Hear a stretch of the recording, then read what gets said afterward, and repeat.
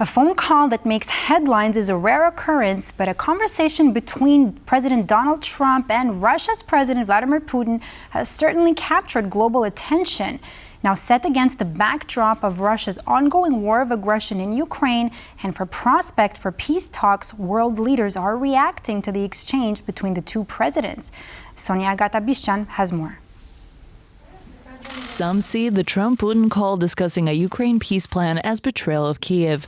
World leaders also shared other points of criticism. In my view, it would have been better to talk about Ukraine's possible NATO membership or the country's possible loss of territory at the negotiating table first. Numerous officials highlighted that Ukraine is central to peace talks involving their country.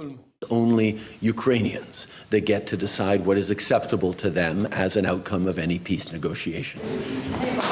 Critics, including EU Foreign Affairs Chief Kaja Kallas, pointed out that Europe should be more involved in the peace talks. It is clear that any deal behind our backs will not work.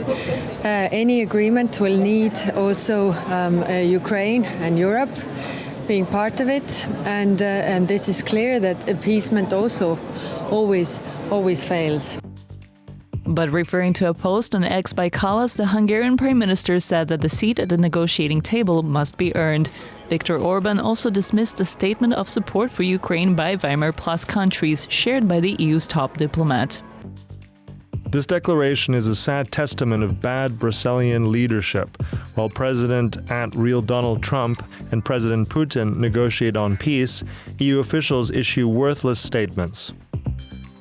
NATO Secretary General Mark Rutte welcomed the call, adding that a peace deal should be durable. What I consistently have said is we have to make sure that whatever the outcome is, we have to make sure that Vladimirovich Putin will never, ever try again to attack Ukraine. That is crucial. Following a conversation with the U.S. President, Zelensky said he appreciated Trump's interest in jointly bringing peace, but he emphasized that Ukraine will not accept agreements made without its involvement.